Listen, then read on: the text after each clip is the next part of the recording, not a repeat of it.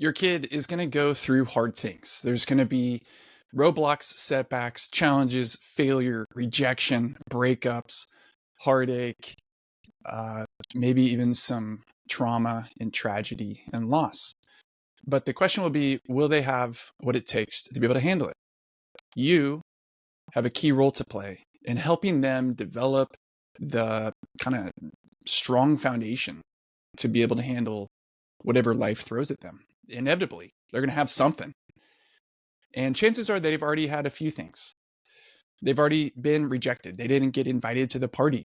They got cut from the team. In fact, there's a friend of mine whose son was desperate to join the basketball team and didn't make it, and had to spend an entire year wrestling with that rejection, with what felt like failure, felt like just this most important thing being taken from him.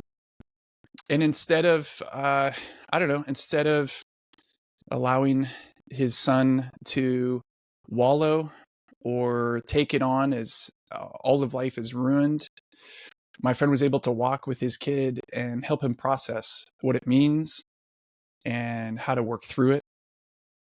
And what I got to watch was his son actually inevitably work through the emotional part of it, which felt like loss, felt like grief, wrapped up in anger and sadness and embarrassment, a little bit of humiliation. And working through those feelings, he was able to rethink his relationship to the sport. And what he chose to do was work hard on his own and put himself out there again, which is something that I think every parent would want. Every single parent, we all want our kids to be able to bounce back from setbacks, and no pun intended, to be able to handle the next challenge with fortitude and grace and confidence and not be crushed by life. I've spent so much time working with young adults who are in their 20s and 30s over the years who really did get crushed by life, who didn't have the inner resolve to kind of like rise up in the midst of big challenges. And I think we as parents have a tremendous opportunity, responsibility to show our kids how to do that. So how do we do it? One, it's so hard to try not to protect our kids from big feelings. Every single time one of my kids has a big disappointment or loss or rejection, I just want them to feel good about it. I want them to feel better. So go get the ice cream, go shopping, go do whatever it takes, go get the distraction so they can avoid the feelings. Somehow, if they feel that, I feel it, and it's just a shared burden and it's awful. And so if I can just get them to be distracted and focus on something else, maybe we don't have to deal with the pain and the loss and the big feelings, the big emotions, the big hurt. Rather, what I've been learning to do is let my kids feel it. Let my kids feel the big feelings. And I love this phrase from Dr. Shefali Sabri. She says, we need to let our kids feel, fail, and fall. Feel their feelings, fail, and fall down. I mean, it's just because the stakes at childhood, adolescence are much lower than they are later on.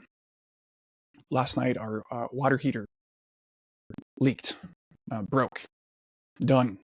Got this. I heard the screams. One of my kids was in the shower, and the hot water all of a sudden turned cold. And in a week of one of our kids having to go to the emergency room for a broken bone, to all the normal challenges and setbacks of life, to a water heater, it's just been one of those weeks. And I instantly thought a couple things. Number one, I'm in another episode of challenge in our family. It's just another kind of moment of time that might last for a few days where there's extraordinary challenges. So I'm in an episode, and just having that kind of frame of reference helps me realize this isn't the sky falling. This isn't the end of the road. We're not in over our heads. This too shall pass. We're in an episode. And having that distance, having that frame of reference helps me to be able to engage this. Secondly, I'm able to remember many other times when we've been through similar challenges.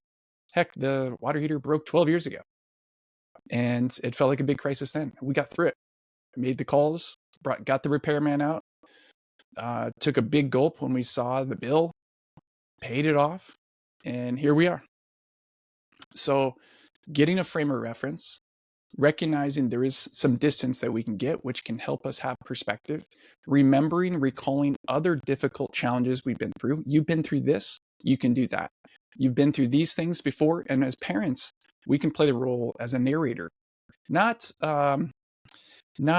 a voice of, I don't know, misinterpretation, hallmarky sort of, I don't know, like sugarizing what they've been through, but actually naming. Can you remember when you got cut from that team? Do you remember that time when you got sent to the principal's office? Do you remember that time when you broke a bone and we had to go to the emergency room? Do you remember that time when you had to get 4 cavities all at once and it hurt and you got through it? Remember that time when your friend moved away and you were so alone? Like, we can actually play narrator and help them recall those moments, which can bring the perspective in this moment, in this next challenge. And we can just be giving them deposits of, you can handle hard things. This too shall pass. You do have what it takes. And the more we're able to do that, the more they're able to do that in their own inner voice. So, last thing I would encourage you to do would be to share your own stories of heartbreak, of rejection, of failure, of not making the team, not making the shot, getting busted, a moral failure. And as you're sharing your own stories of, and then here are the lessons that I learned, you're modeling for them a very healthy way to go through life, a psychological well way to handle and look at hard things. I want your kids to be able to handle the next thing with confidence and grace and clarity and poise. And I think you have a tremendous role to play in helping them do that. We're looking at these 30 critical questions that every kid needs to be able to answer in order to build a meaningful life, in order to have the foundation to develop a well-formed identity, to have a clear purpose that's compelling and wakes them up in the morning with passion and excitement. And the ability to put together and manage relationships and a community and build a family.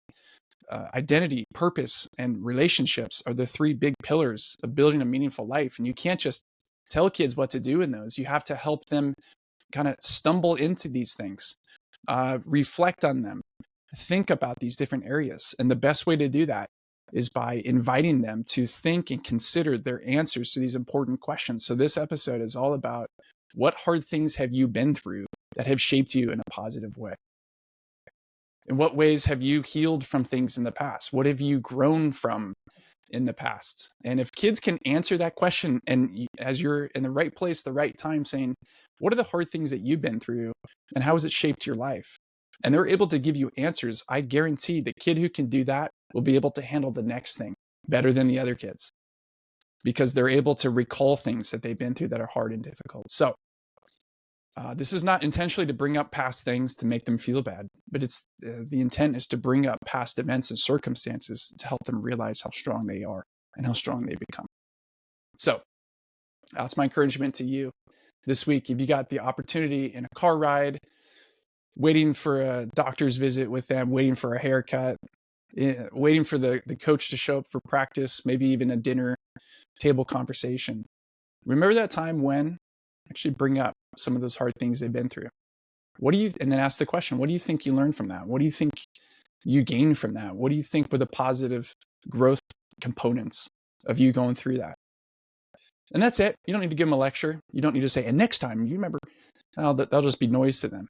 But those deposits of those things that they've been through that have strengthened them and shaped them, those deposits will pay off.